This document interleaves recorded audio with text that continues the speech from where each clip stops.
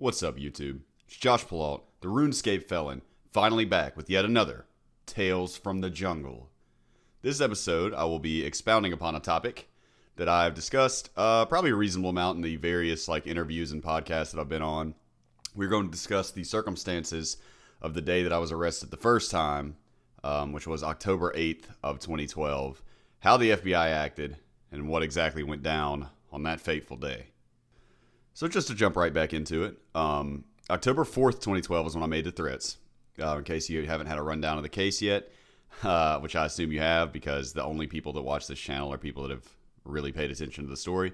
But October 4th, 2012, I was drunk playing RuneScape.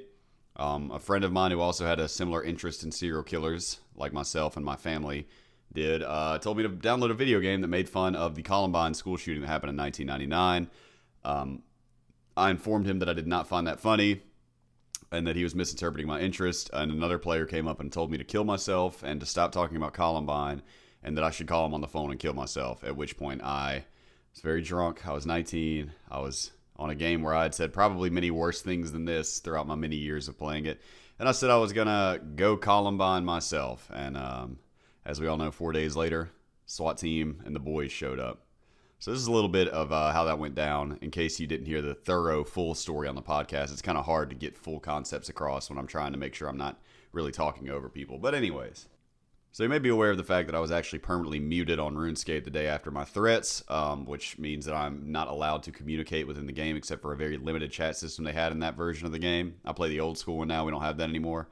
I'd lost the ability to freely communicate in the game through private messages or in the public chat box.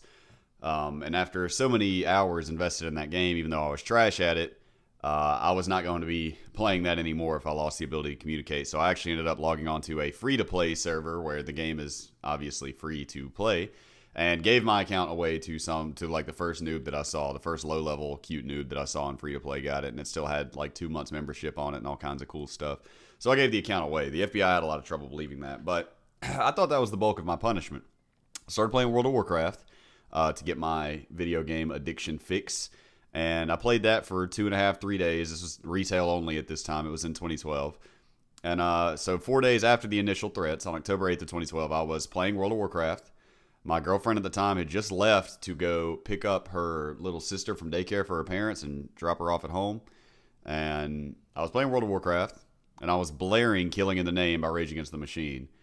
And I'm sitting here wondering why I got so much time. The machine showed up at my house while I was playing Rage Against the Machine.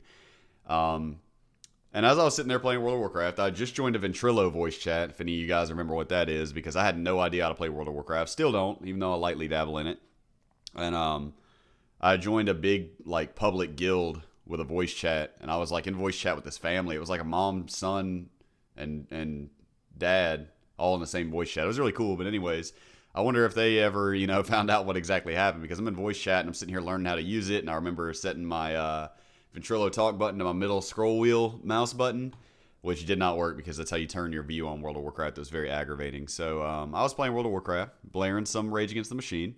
And you guys may know, I heard loud knocking on my door. And when I say loud, I mean now in retrospect, I'm a grown man now. I know that was a cop knock, as they call it. But at the time, it was pretty, just normal, I guess, knock. I didn't know any better yet. So I heard the cop knock on the door, and I saw a flash past my window. It looked like a khaki flash. So I naturally assumed that my friends knew that I was holed up in my mom's house drinking alcohol all day, and they were coming to kind of bust me out of my funk, if you will, and that they were going to ding-dong ditch me, where you knock on somebody's door, ring the doorbell, and run away. That's what I assumed was going on, because I heard the knock, and then I immediately saw somebody run past my window. Got up, was making my way to the front door, and I did live with my mother at this time. I had just moved back in, and my girlfriend was pretty much staying there too, my girlfriend at the time. And my mom was coming down the stairs across from me, which leads directly to the front door, so I kind of waved her away. I was like, no, I got this, because another knock rang out, probably less than 6-7 seconds after the first one, which was strange, especially given that I had just seen somebody run past my window like they were avoiding the door. So I went to the front door, opened it up, and for those of you who have heard the story before, as you know, there were about 50 massive guns in my face. Now, ironically, I'm not a gun guy. I can't tell you what kind of guns they were. I don't know if they were fully automatic, semi-automatic, or what, but they were this damn big. A lot of them, huge, massive. Some of them had shotguns. I know that. I can tell that much. all pointed directly at my head. I opened the door, and there was a school resource officer that had been the assigned officer to my high school, was leading the pack. And when I opened the door, I heard him say, "That's him," because I guess they brought him along for recognition because they weren't positive of who I was, but he knew whenever he heard what was going on, he knew who I was. And as much as I can say that a police officer and a drug addict can get along, he and I got along, and I don't hold anything against the dude. He did give some unfavorable testimony about me, but he apologized through a friend of mine whenever I got out the first time and told me he was just doing his job, which, as we all know, my case was handled very, very badly and quite corruptly and quite evilly, allegedly.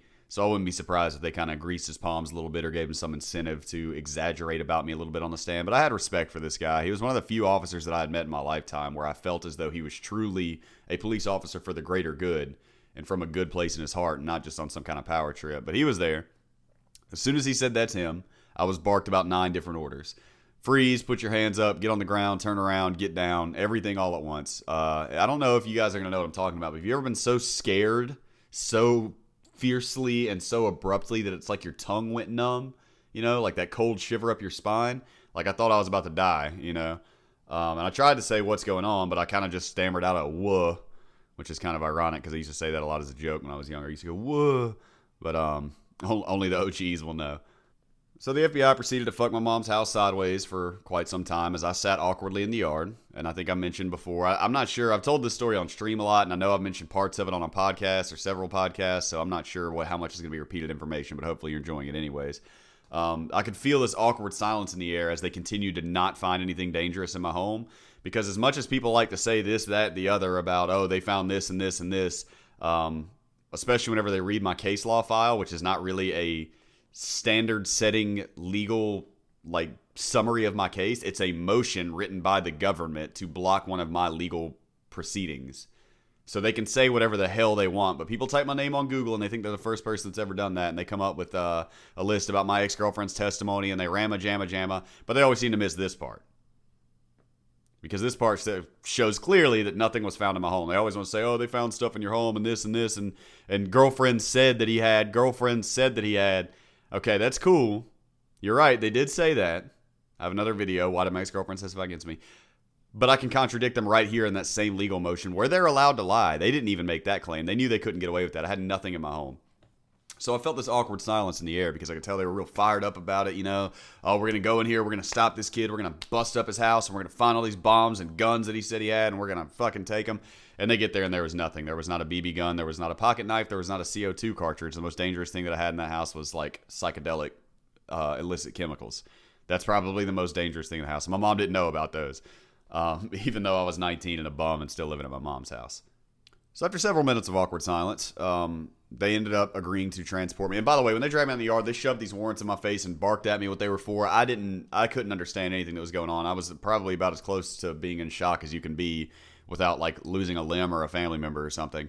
I was very, very confused. They shoved the same papers in my mom's face and barked out to her, but she didn't understand exactly why I was being arrested either, or why there was a search warrant, which they ended up taking all the computers and phones from our house, which I got back one of the laptop that I made the thread on years later, and it was broken into pieces. It's probably still in my mom somewhere unless she threw it away, but I mean, they just smashed it to bits. I don't know if they were checking it for drugs or what, but they messed that laptop up good. There was no chance that was working when I finally got it back all those years later. So I was sitting cuffed awkwardly in the back seat of an Escalade, one of the, maybe it was a Charger. No, I was in the Escalade first.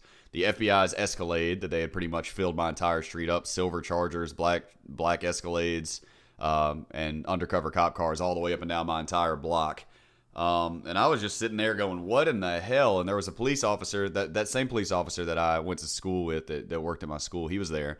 And I remember asking him, dude, what is going on? What the hell? What did I do that they're reacting this way? And he was like, this is out of my hands, man. At this point, some Chad-looking douchey, my dad's got oil in Texas-looking guy comes up, big military guy with an FBI vest on, the bulletproof vest. He's got a big chopper. He's got white gloves on, and he comes up to me and he goes, "You know why we're here, man?"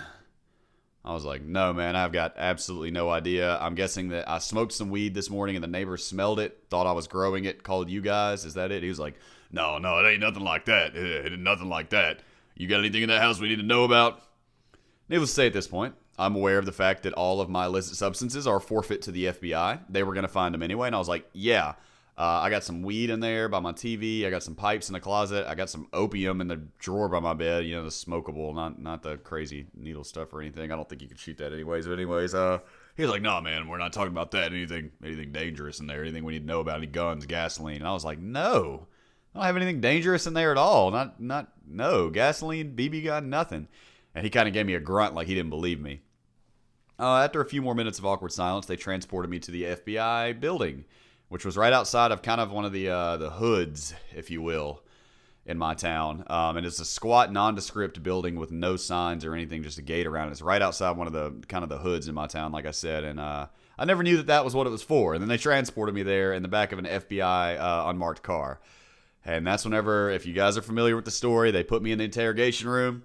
They clicked that lamp on. They spun it around and they said, have you ever heard of a game called RuneScape?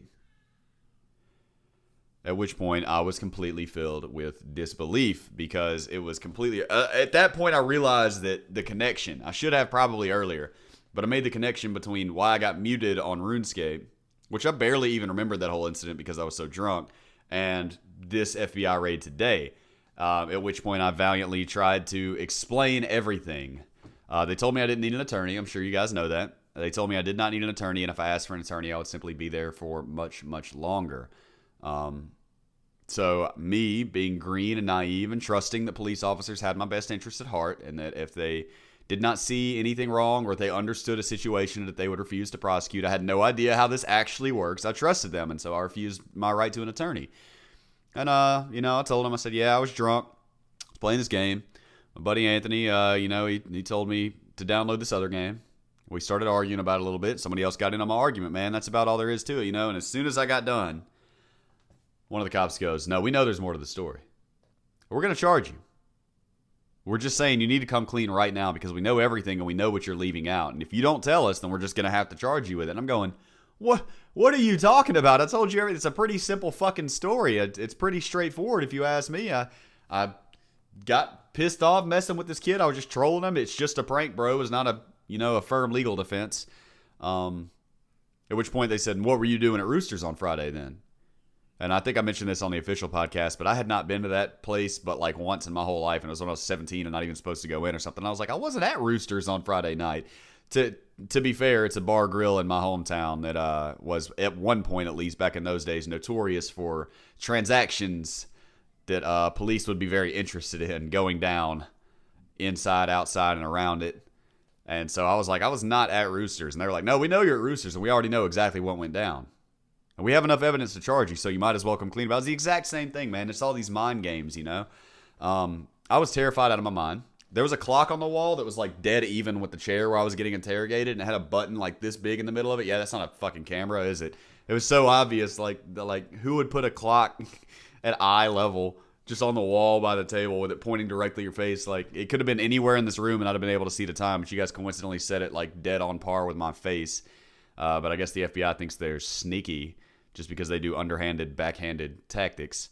And they grilled me for a while, man. I mean, that whole process took definitely over an hour, which at that point in my young career of incarceration was a significant amount of time that they were wasting on my part. I felt like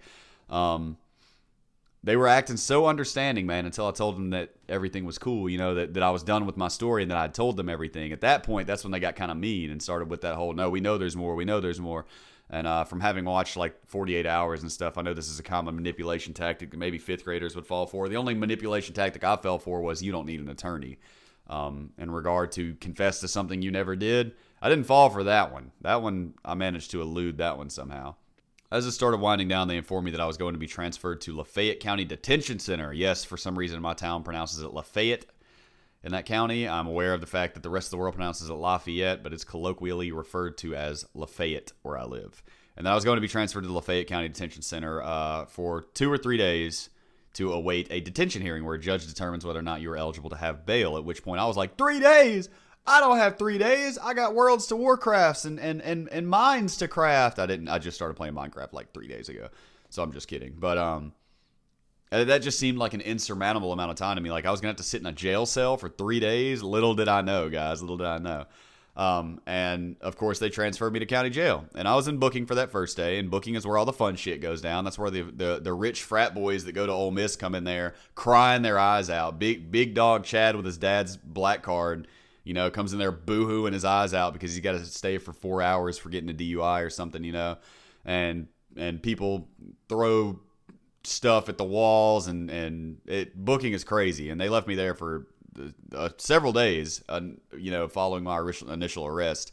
So the first day that I got there, all of the COs were just looking at me with this disgust in their eyes. And I can understand now that nobody knew anything about the case at this point in time. And they probably just naturally assumed, like I would have assumed had I known, that, they had just arrested a school shooter or a possible child killer, So they had that gleam in their eye. Now, don't get me wrong. Once you get to actual prison instead of county jail, all the COs look at all of you like that, just about. It don't really matter. They get that like they're looking at something kind of gross, Like you walk up and you're like, hey, man, I was wondering about when the next move is. And they're kind of looking at you like you stink, They're like, huh?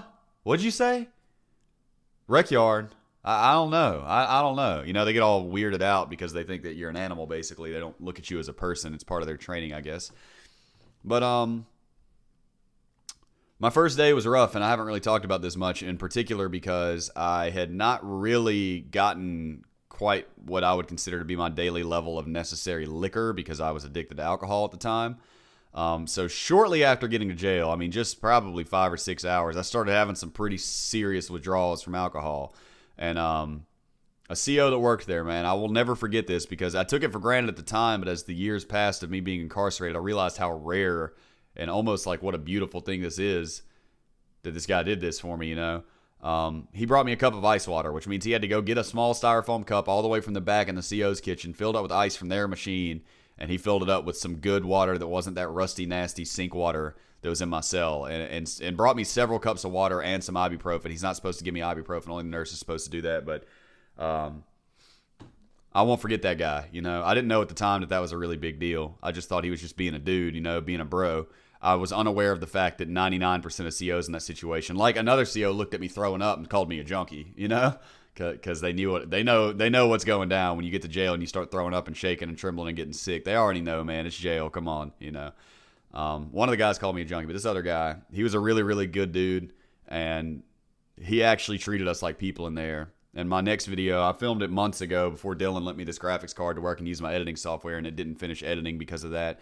But I did a video on the relationship between inmates and COs. That'll probably be next week because most of them do treat us like animals. And to be fair, most inmates treat them back like they're animals as well, essentially. Just animals that have to give you permission on what you can and can't do. It was terrifying my first day getting locked up. I wasn't so much scared of going to jail. I had been in jail for like 2 or 3 days. For possession of marijuana at one point. And I violated the probation that I was on for that and ended up, obviously, being in jail for a few days. And I got along with everybody fine. Like, I knew I could handle that part, but it was mainly just not knowing when I was going home, when I was going to see my mom again. My dog was about to be put down, my beloved dog that I'd had since I was 8 years old, and I didn't want to miss that, and I ended up missing it, but the local sheriff actually let me go in the Sally Port of the jail and hold my dog for like 2 minutes.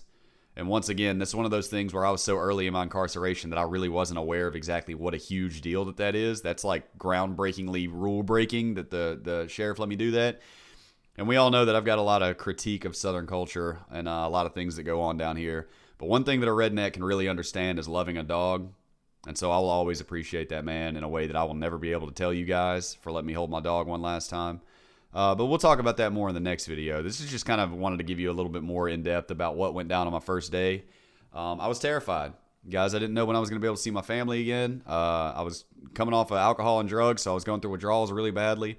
And it was all just so serious and so in over my head, especially a couple weeks later, like 2 weeks later when they gave me the actual indictment from the grand jury, a piece of paper, United States of America versus Joshua Brandon Pillault. Like, I was like, wow.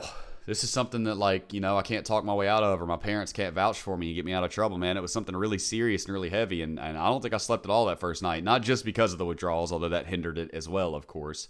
But just the not knowing, man. Knowing that I was in an entirely new chapter of my life, and nothing I said. People always tell me I was so brave for making it through prison.